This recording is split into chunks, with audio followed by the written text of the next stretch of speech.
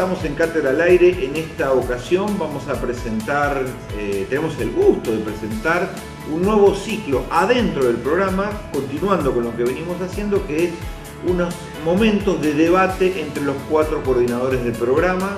Así que esperemos les guste. Hemos decidido elegir algunos temas calientes de la actualidad regional.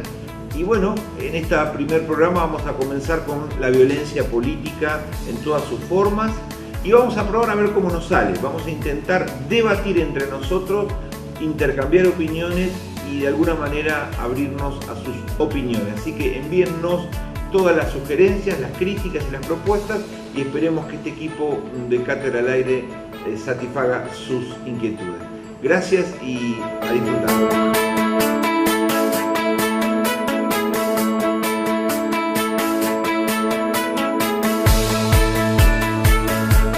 Damos comienzo a un nuevo formato de Cátedra al Aire, estamos los 4 en la mesa, vamos a intentar debatir, llegar con algunas impresiones, con algunas opiniones, y hoy vamos a hablar de violencia política. Antes, me parece, Horacio, que deberíamos dar una definición para decir de qué se trata, o por lo menos qué interpretan las ciencias sociales de lo que es la violencia política. Sí, bueno, yo voy a leerla un poco para poder definir mejor lo que es este concepto. Habitualmente es un concepto utilizado en ciencias sociales y ciencias políticas que hace referencia a destrucciones o atentados ya sean físicos o simbólicos contra objetos, instituciones o personas, cuyo propósito es producir un daño y generalmente tiene un efecto de significación política. Eso en términos amplios, ¿no? Hay muchas más definiciones sobre esto. Ahora, planteado desde este lugar como una forma de hacer un daño, de generar alguna reacción, pensemos, ¿es funcional la violencia a la política? ¿Cómo lo ven ustedes? Mira, yo la verdad que pienso honestamente que en los últimos, te diría 20 o 30 años, desde la década del 70 hasta acá, con la excepción de la dictadura, estoy hablando del gobierno anterior a la dictadura y posterior, la violencia tuvo su premio. Es decir, lejos de que los actos violentos en los sindicatos, en las movilizaciones, en las tomas de edificios, en los cortes de ruta, en las patoteadas, en las elecciones internas de instituciones diversas, eso fuera expulsado del sistema político, condenado, reprochado por la sociedad, con castigo jurídico, económico o político, lo que vemos es lo contrario. Si vos tenés una buena bandita de matones, si vos tenés la suficiente valentía y perseverancia para apretar, para ocupar, para correr al otro, te va dando frutos. Y eso también se ve mucho con los petitorios. Los petitorios, que son el acto ciudadano de reclamo civilizado y no violento, no tienen el mismo efecto que el corte de ruta. Por eso la gente va encontrando, me parece a mí, qué es lo más efectivo. Y lo más efectivo es cortemos la ruta, porque si no nos dan bolilla. A esto yo le llamo, es negocio lamentablemente, es negocio la violencia política.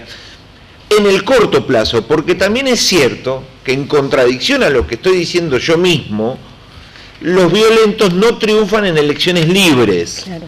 A la larga tienen algún tipo de castigo, entonces es como raro, no sé cómo lo ven ustedes. Yo considero que la violencia en nuestro país ha ido mutando y ha tenido ciclos. O sea, no podemos hablar de violencia, en realidad, como ha definido Horacio desde las ciencias sociales, tomar un arma en la época de los 70, por ejemplo, en acciones de reivindicación de algún ideal con un arma de por medio. Eso la sociedad lo rechazó. Pero a la larga, la misma política ha generado violencia y la reacción, que es lo que vos mencionabas, José, el sindicato o en la protesta para lograr conseguir objetivos, empieza de a poco a generar violencia y va corriendo el límite de hasta dónde podemos llegar. Hoy un ciudadano manifestándose con todos sus derechos se arroja la potestad de insultar a un policía, pegarle un piedrazo o incluso golpearlo, como vimos en las imágenes en Plaza de Mayo la otra vez. Es decir, hemos pasado etapas muy violentas y hemos retrocedido, nos hemos calmado y ahora de nuevo hay una violencia, pero hay una violencia en la sociedad y una violencia de nuestros políticos también. No sé si ustedes coinciden con eso. Sí, yo creo, sobre todo refiriéndonos a ese tema, a mí me parece que la violencia entre los políticos, ya sea la violencia verbal, la violencia discursiva, que es a la que por ahí estamos más acostumbrados, o la violencia en el título del diario con respecto a las declaraciones de un político a otro, yo creo que sí que le es funcional, porque en definitiva es como que pareciera que dos políticos aparentemente enfrentados entran en un juego de amigo-enemigo. ¿Y qué hacen con la ciudadanía? Ellos trazan una brecha y dejan a la ciudadanía de un lado o de la otra. Vamos a ver imágenes de distintos titulares de diarios que van a estar engalanando este programa, y yo voy a poner un ejemplo muy simple. En el año 2011, Rafael Williams, intendente de Esquel, dice que Mario Das Neves es un dictador y un neurótico. Página de los diarios, tapas de diarios. ¿Qué pasa? Se crean como dos grupos adversos. Quienes están de acuerdo con lo que dice Rafael Williams porque creen que dice la verdad, entonces se animó a decirlo, y quienes victimizan a Das Neves porque es tratado de esa forma. A la larga, ellos generan una brecha, ponen gente de un lado, gente del otro, y en el 2015 Rafael Williams pasa a ser el ministro más importante del tercer gobierno de Das Neves, que es un ministro de gobierno. Entonces, yo digo que nos envuelve la violencia del discurso, la violencia en el trato entre ellos, nos envuelve a los ciudadanos, y a la larga ellos después confluyen en un camino que no sabemos por qué ni cómo. Y me parece que esa violencia... Se pelean, pero después se arreglan, como y a nosotros nos dejaron separados, puestos de un lado o del otro. Y lo que pasa que también, y por ahí voy a recurrir un poquito a cuestiones históricas, por ahí el televidente no le interesa tanto esta cuestión, pero hay muchos autores que dicen que la violencia es una cuestión intrínseca en las personas, es como una necesidad. Parecería ser, por muchos autores sostienen que nosotros somos personas, de hecho, con capacidad para ejercer violencia, y que realmente, en muchas circunstancias, porque tenemos necesidades, no la ejercemos simplemente porque hay otras cuestiones construidas socialmente que nos contienen o no nos permiten ejercerla. Pero desde ese punto de vista, parecería ser, por lo que sostienen algunos autores, que la violencia es una condición muchas veces humana que está presente siempre, sí, y que aflora, pero claro, hay un sistema de poder, hay un sistema de derecho, hay toda una cuestión construida para que esa violencia, que se torna muchas veces política, no exceda determinados niveles. Bueno, hay casos que exceden esos niveles, nosotros lo hemos vivido. Pero aflora en momentos de crisis también. Totalmente. Claro.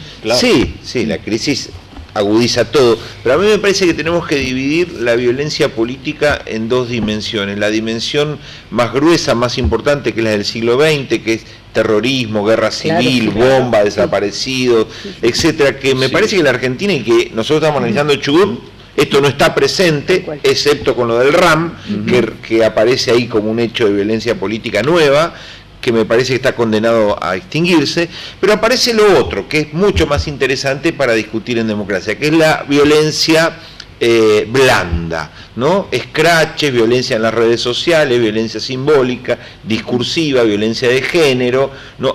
La violencia de la marcha de las mujeres, que, por ejemplo, desde mi humilde punto de vista, fue innecesario grafitear toda la catedral, pintar con grafiti toda la catedral para decir: la iglesia bancó a curas pedófilos, como ustedes son violentos, vengo y te hago un desastre, y entonces te grafiteo toda la tapa del edificio, ¿no? Entonces, este es el espiral que a mí me parece que está en la discusión de hoy. ¿Cómo pensamos la violencia soft, la violencia blanda, esta que convivimos todos y que está intoxicando los vínculos?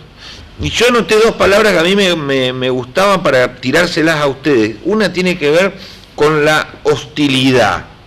La hostilidad es un nivel de violencia soft, suave, ¿no? Pero que atraviesa. ¿Cómo ven la hostilidad en política?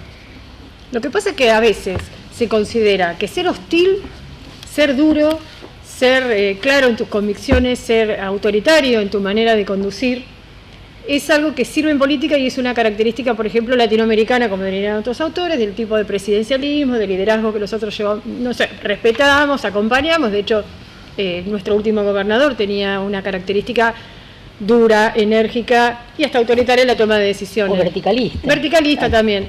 No, pero porque siempre se enojaba, sus discursos eran durísimos, era de adjetivar sobre los adversarios, incluso de dejarlos en un lugar muy pequeño, ningunearlo, diría nuestro televidente común y corriente, que no es un término que nosotros utilizamos, pero es clarísimo la no existencia, la no validez de la palabra del otro, el anularlo. Lo que pasa, que coincidimos todos, que la palabra esta de la espiral, a mí siempre me asusta la posibilidad de que vayamos por más, ¿no? Entonces, un insulto en una tapa del diario, una grabación, adjetivar a alguien y minimizarlo a no entiende nada, está loco, está enfermo, esas cosas espantosas, pero hay gente que a eso lo toma como símbolo de poderío, de capacidad de conducción, de tomar decisiones, de no flaquear. O sea, también tengamos en cuenta que nos está llegando... La búsqueda de un macho... Claro, el macho alfa, o la hembra alfa incluso, que esto hablando de cuestiones de género nos ubica a nosotros las mujeres, que si somos débiles servimos para la política, pero si somos fuertes y nos parecemos a los hombres, estaríamos mejor, y estamos siempre en un punto medio que no sabemos para qué lado salir. La sociedad también reclama por esto. Esto estoy pensando yo. ¿Qué pensás? Es funcional. En esto de esta espiral, tiro otra idea. Insisto en que esta espiral puede ir hacia arriba o puede ir hacia abajo. ¿No hay también una cierta naturalización en el resto de la sociedad que está casi convencida o que cree que el manejo de lo político es así, es rudo, es fuerte, es hostil, es violento? Yo creo que, siguiendo con el tema de la hostilidad, el problema también de lo político, que el problema de lo político es un problema de poder. Y el problema del poder es un problema en relación con la violencia. Acá, supónganse, usted dice la hostilidad. La hostilidad yo creo que es parte del ejercicio de poder de la política, porque, ¿qué pasa? La falta de ejercicio de poder en la política genera violencia, no hay ninguna duda. Y por lo tanto no se puede, alguna vez hay que ser hostil, porque si vos no sos hostil, no podés generar violencia, porque tenés falta de ejercicio del poder. Y también se da que el poder ilimitado también provoca violencia, ¿vale? Es decir, es como que hay una prudencia, pero no podemos decir que la hostilidad nos preocupe en la cuestión política, bajo ningún punto de vista. ¿Por qué? Porque es necesario muchas veces ejercer ese poder, y generalmente un ejercicio de poder implica algunas veces llegar o pasar determinados límites que están más cerca de la violencia. Por eso el poder algunas veces, cuando es ilimitado, se torna totalmente tiránico, o se va por cualquier lado, o se torna totalmente violento. Yo creo en esa diferencia por ahí, que no quiero decir que hacer política sea una cuestión de hostilidad, pero me parece que no podés hacer política si en determinados momentos no podés ejercer el poder, porque eso también genera violencia por falta de ejercicio del poder. No sé si se me quedo pensando pero pienso en un Bien. ejemplo, a lo mejor sí, a ver si podemos acompañar, porque yo tampoco, pero se me ocurrió un ejemplo en función de lo que dice Horacio. Cuando una autoridad toma la decisión de poner orden a otra situación, puede ser en la calle, que se ha ido de madre, que ya está tornándose compleja, violenta, esto, ¿no? Pintan, sería la primera acción que no es violenta, pero violenta otro tipo de cosas, pero puede ser piedras, bueno, ya lo hemos visto, ya saben a qué me refiero. La autoridad decide poner orden, y ahí empezamos y es hostil cuando pone orden. Las leyes lo acompañan, el Estado tiene el monopolio del uso de la fuerza. Ahora, ese poner orden de no podés pintar la catedral o no podés tirar piedra ni podés pegarle al policía, ¿en qué momento se transforma en represión, abuso de poder y en represión? La sociedad, pero en la Argentina no se transforma nunca. En el momento que estamos muy lejos nosotros de una policía que vaya a la represión política, una policía que disuelva las marchas, las asambleas y las toma, dejando 20 heridos en sangre. Pero cada eso vez que hace añares ya, digamos, pero cada todo lo vez que hay contrario, una situación lo acusan de represión, de abuso de poder. 10.000 no es que no existe, claro, pero hoy la dinámica es al revés. Si ustedes miran las imágenes de las tomas de la comisaría de John Esguala o del Congreso el otro día, me refería a las tomas de Esquel, donde hay 8 policías tapando así y 5 marginales diciendo libérenlo, y le están 2 horas pegándole en la cabeza a los policías, y el comisario dice control, somos profesionales, y los 5 policías están así. Esa es la foto de lo que está pasando en los últimos 10 años. Pero si ese policía reacciona, porque la policía hoy hace eso por algo que realiza eso, por algo... Claro. Se queda quieta esperando el diálogo. Para mí por un exceso absurdo de la idea de policía para la democracia. Para mí para una especie de grotesco. Yo creo que por ahí todavía somos contemporáneos a los golpes de Estado, y me parece que ha quedado como una visión negativa de todo lo que sea fuerza del orden. Entonces es como que a partir de ahí nos corrimos mucho de eje. Les propongo que está muy interesante el debate.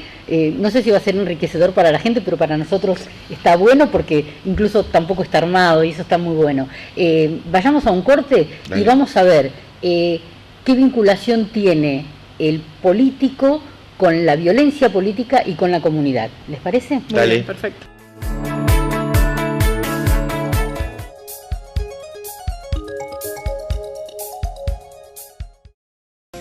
Esta temporada, déjate tentar por el mejor helado y sorprendete. En Heladería Cuenca te presentamos helado Premium Bacalín, con más de 50 sabores frutales tradicionales y cremas heladas especialmente elaboradas con materias primas naturales. El helado de calidad Premium Bacalín hace la diferencia. Vení y descubrí el nuevo estilo de cremas heladas que llega a la Patagonia. Helados Premium Bacalín, un producto exclusivo de Heladería Cuenca, en Avenida Fontana 380, Trelew.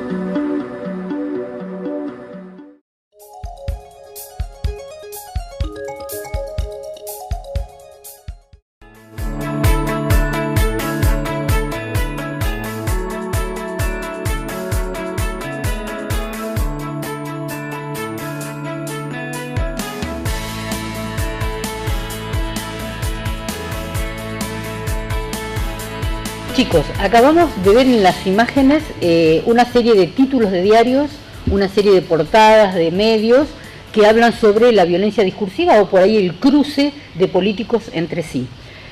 Tal como les proponía antes del corte, pensemos en la violencia que genera el dirigente político. Yo quiero hablar de dirigente político, no de clase, porque si no pareciera que pertenecen a una casta. La violencia que genera en la comunidad las acciones, las omisiones o las inacciones de los dirigentes políticos o de la dirigencia política en general. Mira, yo por mi experiencia, que es bastante en la participación política, yo veo que los dirigentes políticos usan mucho la violencia por dos razones.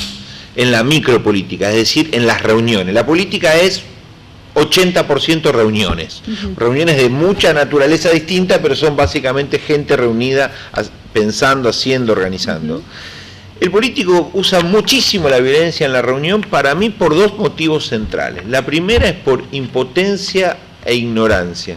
Cuando no sabe cómo rebatir, como no sabe qué hacer frente a lo que está pasando, usa el clásico grito, puerta, patada, puteada, descalificación, yo te conozco, a vos eso, ¿no? La destrucción de todo porque no sé cómo construir un razonamiento. Y el segundo me parece que tiene que ver con que lo usa para expulsar actores. No se olviden que la política se ha transformado en excluyente, en expulsora de la sociedad. Los partidos, los sindicatos no tienen a nadie, son cajas completamente vacías donde los poquitos que están viven de eso y desean con todo el alma que no venga mucho más porque la torta ya está repartida.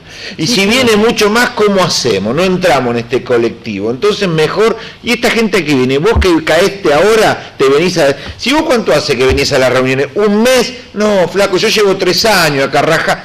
Ese es un latiguillo típico en un centro de estudiantes, en un sindicato o en un partido para echar. Quedemos poquito y entre nosotros la dividimos. Ese yo creo que son los dos motivos centrales. ¿Eso no es hostilidad también? Hostilidad, violencia, cuando vos te sentís antidemocrático, destructor de las instituciones. De que hay un componente, ¿no? O sea, en el sentido de que... Pero un componente perverso. Pero está presente. Sí, está presente. Como hay hay una necesidad y hay un componente... ¿Ustedes lo ven esto? Presente en esta cuestión. Yo cuando me tomo ahora de un término tuyo que dijiste expulsivo, que es repulsivo, o sea, la política se transforma en algo que expulsa gente. Y la verdad que nosotros que venimos todos de la ciencia política sentimos, por lo menos a mí me pasa una especie de dolor, porque nosotros en la carrera hablamos de la política con mayúsculas, toda con mayúsculas, y el bien común, y el bien común. Y convengamos que la praxis política, el ejercicio de la política, lo que está haciendo es bajarle las mayúsculas. Sí, por supuesto. Y deja a la política absolutamente en minúsculas. Yo creo que hay una crisis de representación de los partidos políticos, esto lo hemos hablado durante décadas, que tiene que ver con el mal ejercicio, la mala praxis de la política, porque ningún político o la gran cantidad de políticos están pensando en su propio bienestar y no en el bienestar general. Entonces a mí me parece que la retracción de la gente hacia la participación política tiene que ver con esto. ¿Ustedes no escucharon alguna vez que alguien te diga, ¿te vas a meter en política? Es como que es muy raro. Vas a los leones. Porque ensucia. Y desde este lado de la ciencia duele mucho, porque en lo que se ha transformado la praxis política. O sea que, cerrando esta charla, por ejemplo, podríamos decir, este momento que estamos pasando, que la política hoy en la Argentina está casi en contradicción absoluta con la democracia, porque si hacer política es cada vez somos menos, somos una élite y que no venga nadie a participar, y somos tan violentos que la gente tiende a encerrarse en su casa, vivir su vida, sobrevivir y salir adelante en aspectos personales, económicos, y lo privado es lo privado, lo público son cuatro de los que se ocupan. Sí, lo que pasa es que el resultado final, Gabriela, es que los dirigentes políticos perecen, porque logran, primero no nos olvidemos que el 90% de los que, 90, no el 100, de los que hacen política hoy ya defienden salarios. Si cada vez que van a una reunión están pensando en cómo le pagan a la hija que está estudiando en Buenos Aires los departamentos. En lo privado. Sí, ojo que yo vivo de esto. Sí. Y por lo tanto me estoy jugando la banca, me estoy jugando el funcionariado, la reelección, y yo no sé qué hacer muy bien si me voy de acá. Hay muy pocos dirigentes, los hay, pero hay pocos dirigentes que tienen una vida profesional encarrilada, claro, y entran y salen a la política, ¿no? Que es una práctica que debería ser más usual. Bueno, la idea es vos de qué vivís. La alternancia. Claro, la alternancia, porque si no te transformás en que esta quinta la defiendo y corto cabeza como de lugar, porque yo le tengo que dar de comer a mis hijos. Después veo las ideas, después veo las elecciones, después veo la inclusión. Todo eso viene después. Primero viene el cheque para mi hija que está estudiando. Claro. Y eso es nefasto. Totalmente. Y se ve todos los días. Vamos a un ejemplo concreto y que también creo que castiga y muy fuerte a la política. Ustedes acuérdense que en el 2014 se produjo en la legislatura de la provincia el debate sobre la iniciativa popular que había concitado el fervor bien manifiesto de 13.006 firmas que llegaron a la legislatura. Por lo de minería. Por lo de minería. La sesión fue un cuasi escándalo porque los diputados transformaron la letra de la ley, ya generando violencia hacia quienes la habían firmado,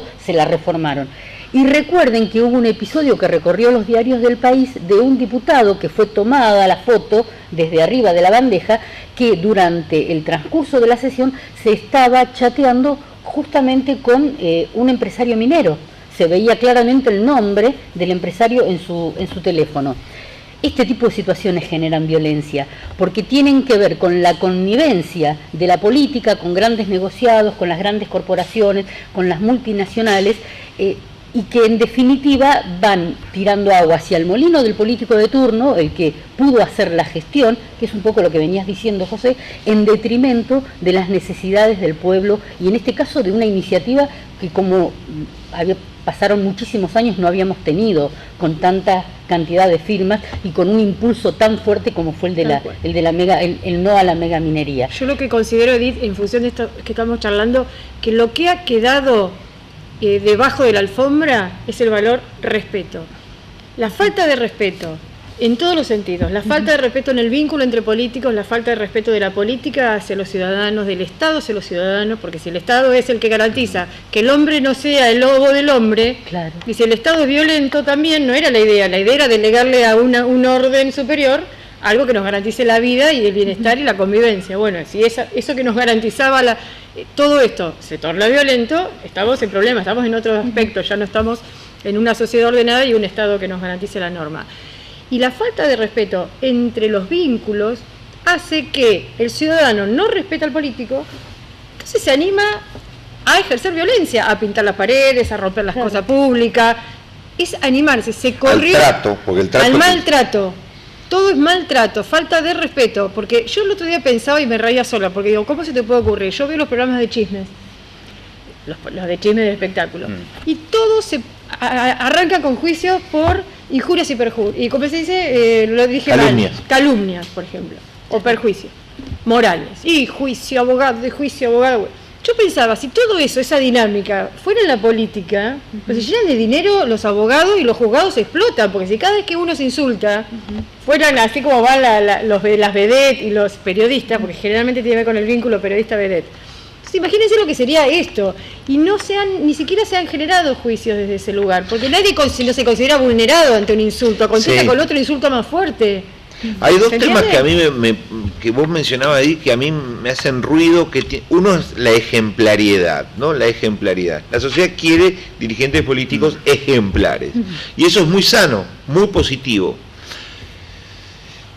No pedir ningún ejemplo es abominable porque es el territorio del cinismo, digamos, ¿no? Es Cristina Kirchner diciéndole a Macri, vos sos un millonario, un nene millonario, y con los millonarios son malos, cuando ella tiene por declaración jurada 5 veces más que él, digamos, ¿no? Ese cinismo de yo soy súper millonario, pero voy al barrio y hago un actito y los quiero a todos, en un extremo. Pero en el otro extremo está el de pedir superhombres, el de exigir a un dirigente político importante que sea fiel con la señora, tenga una alta formación, sea un buen padre, no robe, no sea autoritario, esté bien formado, tenga trayectoria, tenga propuestas.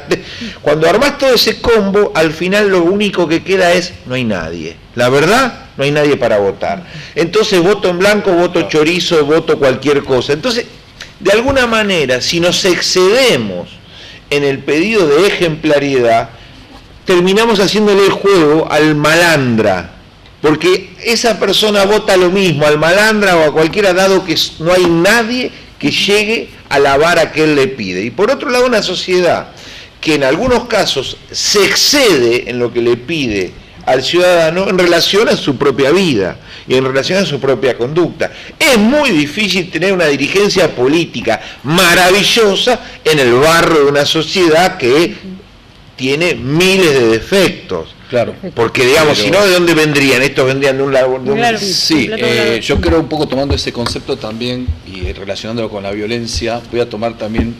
O sea, acá hay una cuestión que por ahí puede ser moral. Ahora, si todos fuéramos morales, creo que no habría necesidad de tener política ni un ejercicio de poder. No necesitaríamos la ley. No necesitaríamos la ley, porque todos haríamos exactamente, cumpliríamos con los impuestos, o sea, no habría necesidad de hacer política y no habría necesidad de poder. O sea, tendríamos toda una gran moralidad. Creo que lo que estás diciendo es correcto. Pretender ser un espejo en otro de lo que realmente no es la sociedad, creo que me parece que estamos equivocados a nivel de lo social. Ahora, parecería ser que en la dirigencia política, y hablando de la violencia, no existen, ahí consisto con lo que dice Gabriela, los límites. Parecería ser que en la violencia, o hablando de violencia política, puede haber una escalada, pero que esa escalada tiene que tener un límite. Lo que me parece que se ha perdido como sociedad y en la cuestión de la dirigencia política es que no tienen límites, o sea, van a la escalada y por eso se torna violenta, porque no dicen hasta dónde es el límite, tiene que haber un límite. Sí. En el caso de los estados, por ejemplo, el límite en las democracias es la ley, justamente. Hay poder, se pone la ley para que sea república, para que haya límites. Si no, sería totalmente arbitrario todo. Nos queda muy poco tiempo, se nos fue el programa conversando, estuvo la verdad que muy lindo. En estos últimos minutos yo quiero tirar una última consigna para que podamos ser breve y podamos hacer un cierre. ¿No les parece también que hay violencia política a partir de la ineficiencia de la política? Este país, absolutamente rico, ha sido despojado y tiene fuera del sistema a 30% de pobres. Yo creo que eso también genera violencia, porque aumenta la brecha, hay una brecha social cada vez más amplia, hay una diferencia económica de bienestar entre una clase que casualmente también es la clase política y la clase empresaria, los dueños de los medios de producción.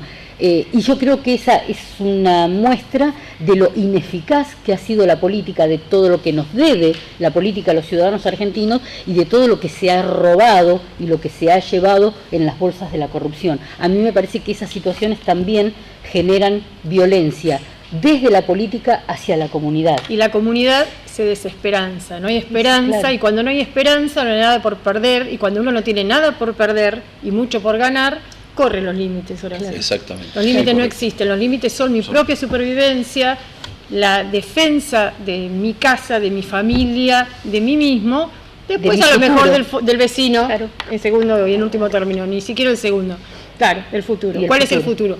No sabemos. Es triste. Sí, es cierto, pero para terminar yo diría lo siguiente: la desesperanza es útil, funcional y aliada de los perversos, claro. Porque deja vacía la plaza y se quedan los hiperresistentes, las 4x4. El 4x4 dice: no quedó nadie, listo, genial, todos están ofendidos en su casa, déjamelo todo a mí.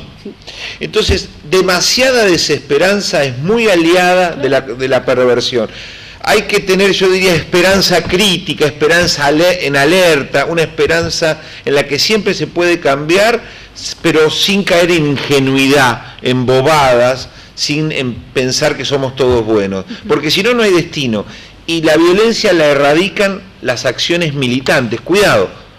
No hay acto de violencia que la erradique gente escondida en su casa, en su quincho, en la pileta. La violencia se erradica con la educación, con la convivencia, con el ejercicio democrático, con más y mejores instituciones, no con gente escondiéndose. Eso iba a decir, educación. Me parece que la esperanza de la mano de educación de un ciudadano crítico, pensante y comprometido, la palabra compromiso, aparte de su propia vida, mirar al vecino y a 3 vecinos, ya con eso vamos hacia adelante, porque tampoco dejemos un mensaje triste, simplemente describimos lo que estamos y nosotros somos los más esperanzados que hay. Y justamente recordemos que cuando dijeron que se vayan todos, en algún momento se quedaron todos. No se fue nadie, claro. Se quedaron todos, entonces cada uno fue la gente. Cada uno desde su lugar que pueda transformar su baldosa. La que está pisando, con eso ya alcanza. No nos desesperancemos. No, para nada. ¿Se sintieron cómodos? Nos sentimos cómodos y yo obviamente coincido con todo lo que ustedes han dicho, porque creo que es enriquecedor justamente hablar sobre esta cuestión. Pero siempre teniendo en cuenta algo, ¿no? Que la violencia, en la medida de lo posible, hay que tratar de mitigarla. Aplacarla. Y erradicarla. Hasta la próxima, gente. Hasta la próxima. Muchas gracias por acompañarnos. Hasta el próximo programa de Cátedra al Aire.